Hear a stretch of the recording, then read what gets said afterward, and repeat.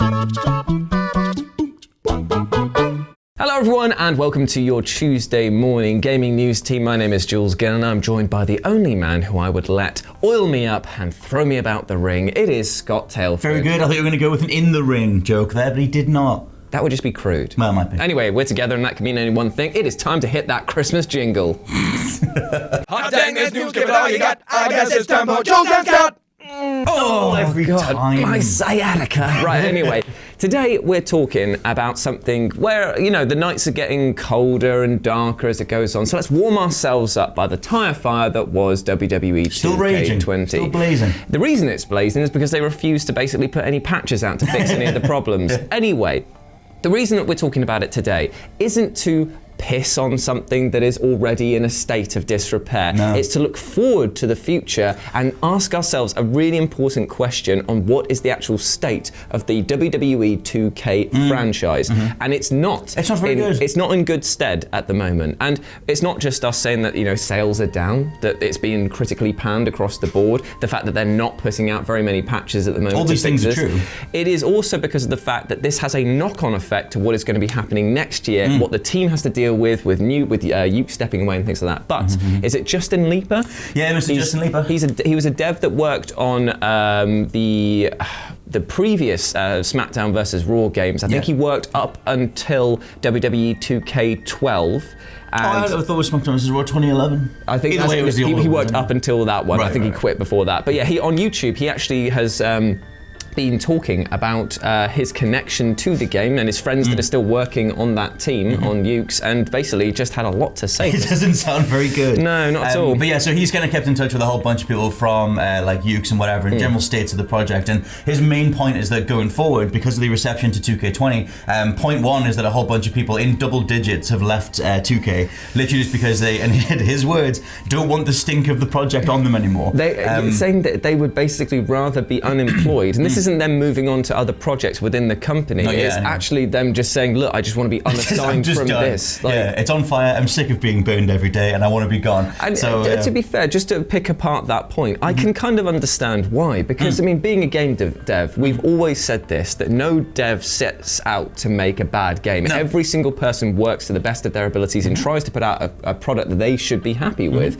So they're probably sitting there just watching it go, it's been rushed. We've had, like, you know, all of these pressures from the studio that are telling us that it needs to be out on a certain date and there's no leeway around it. We're not given enough money to do this. We're not given enough time to do anything innovative. But even then, like, if people, because the thing is, like, he did a follow-up video clarifying that it wasn't people from Yukes that have left, although Yukes did leave before 2K20 even began. Which we'll get into. Yeah, we'll get into that stuff. But it was people from 2K that left. But 2K, assumedly, are the ones setting these deadlines in the first place, which makes it even more granular as to which people who are inside 2K are the ones that won't relax the fact that it's an annual release. But then again, that might be on the WWE side as well. I was about to say, the WWE are notorious for how they sort of stranglehold a lot of their projects. It seems to be that if there is a deadline they want to stick to, it is going to be that, or you need to make it happen. Yeah, and they've been annualized for as long as we've been alive at this point, like for a long time. I guess it's SmackDown 2 or whatever. Anyway, so point one is that people are leaving in double digits from 2K, which obviously drastically affects the overall structure of the team. There's also the fact he says that because it's selling so poorly and it's being received so poorly,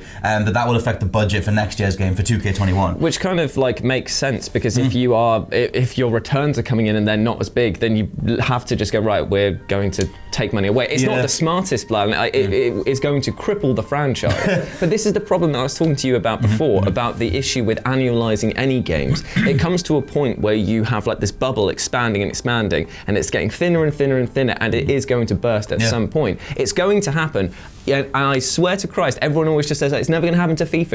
It is going to happen to games like FIFA, because the budgets that they have to spend on the licenses, every year they go to FIFA and they say how much to rent your license out and your player likenesses, and they'll look at the sales that they've done and just go, well, it's going to cost more. It's going to cost more. So they have to then cut down on what their money they put into the game, because they have to cut down on that to make sure that they make those budgets. That kind of happened with the NBA too. Like obviously NBA 2K20 was a bit of a mess in terms of its microtransactions, but yeah, the NBA license costs an absolute bucket load. So they had to do that. Well, I say they had to. That's why they chose to go the aggressive microtransaction route, because of the fact that they were so like, well, we've got to make the money. That's our only way to recoup the funds, which might be the case for 2K21. But yeah, going forward, forward, the whole thing with like the fact that it'll affect the budget. He was saying that when he used to work on them annually, like the way that that whole ship is run is that whatever features don't work or whatever things get in the way one given year, whatever the negative feedback is, all that stuff gets cut for the next year. And so, or it's very likely that it's going to get cut for the next year. So you already don't have Yukes on the project because they've left. You've got Visual Concept, who are a very good dev, but they're balancing it with NBA 2K as well. They have the whole budgetary thing as well.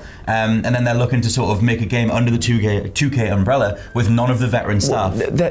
It's really disappointing because of the fact that he used the example of when he left, WWE 2K20 was coming into play, and they had the Road to WrestleMania was the big sort of single player story mode.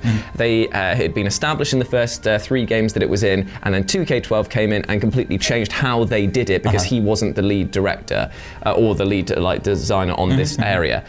They then scrapped that feature entirely because it wasn't received well. Now that's the problem there. So quickly, because they're not willing to like build upon it. As soon as there's a problem with it, it goes. So that means that in the My Career mode that's been going on for 2K20, which has rightly been laughed at with its cheesy dialogue and its terrible sort of acting and it just exactly, like all of the bad sort of like puns and stuff they've got in there. They probably will look at that and go, right, let's cut that out then. That means that they're going to leave their game anemic. There's going to be like nothing left of this title. It's weird, and he compounds it by saying that like, obviously 2K own like every animation, the game engine itself, everything that you associate like with official WWE products comes from them in terms of a video game stance. With Yukes leaving, they're going to do their own thing, but Yukes will be building something from the ground up. So basically, it leaves WWE fans with if they want an official game, it has to come from 2K because they own everything. But you're forever hampered by the budgetary reasons and the fact that they don't have veteran staff. They have an NBA team coming in to try and pick up the pieces and make it get it over the next finish line. He was saying that after digging through some of the files for 2K20, that there was a lot of the assets that were labelled 2K18, and he said himself that he knew instantly when he was watching it, like that's an animation from 2K18. They haven't built anything upon that, and it's because of the fact that they're not given enough time to go. Like I imagine that going in and re-recording all of those moves again. It would be a mammoth task to do. Which is what it's neat. I mean, I remember when, because I don't watch wrestling anymore, I check a bit of AEW, but back in the day, even when it was the sequential SmackDown games across the 2000s, after a while you notice the same animations over and over again, like the same suplexes, the same... that one where he gets that one. Scoop Slam. And Power Slam. Yeah, full Nelson and all that, and Limp Bizkit song. And no, the same basic animations over and over again. Anyways. Oh, you've killed me with that. You've killed me with the Limp Bizkit. Writing checks that you mouth right in. Just stop. Checks in your ass can't. Cash chocolate stuff it. Is a little tidbit for you. Hardy Boys actually used to record the motion capture for it. Oh really? They got a secondary page. Do you remember how terrible Jeff Swanton used to be, where it was just his character model floating through the air, like just stock, and they eventually changed it? That was how he did do it for a while. He just rotate through the air, like he wasn't frozen in time. My point was though that like for the longest time they saw how many sequential games they could get out of one animation, and then they eventually changed it. I remember when the new Swanton came in, it was a big deal. And even things like I can't think it's not the what's the belly? What is this? The one where you get the guy and you flip him over and you put him down like that. What's that one? A tilt-a-whirl slam? No, it's a thing. It doesn't matter. It was a really basic... pump handle suplex? No, it's like a belly to back. A belly to back? What? Belly to back suplex is a thing, but it's not what I'm thinking of. Anyway, my point is that they had all these like stock animations that they used over and over and over again. And my point is, in this current day and age, if they were to do that again, if they were to go back in and change everything again, they couldn't do that within a 1 year turnaround. No. So I don't know how they do it without taking a year off. Like even Ubisoft relented and said, look, we'll wait and we'll do a new Assassin's Creed in a couple of years, which allowed that franchise to become relevant again. Which is interesting because WWE's never going to let that happen. They actually, when they did that and they came back with Origins or whatever, they said that they had got like loads of new animations. They literally took time away to actually go and refilm, motion cap everything. Like there's a definite way for this series to continue. There's a definite way for it to survive. But the problem is it shouldn't be constantly on the back foot. It should be leading the charge. It should be the FIFA of wrestling. Yeah, exactly. Like, well, maybe without the aggressive sort of like without the Ultimate Team stuff. But there is a great game still buried within there. The problem is its foundations are cracked, and instead of repairing them and taking time to do it and doing doing the old Simpsons Foundation home repair thing, they've now decided to do the Homer Simpson Foundation repair thing. And it's all just like sliding into the pit. God, that's literally it. It's just sort of like, this is how it should be, and then we zoom out, and it's like, oh, why doesn't mine look like that? Like, literally, the meme should be, it should just be like, who's the new developers again? Visual Concepts. Visual Concepts asking Yukes as Bart, just hand me my patching trowel, boy.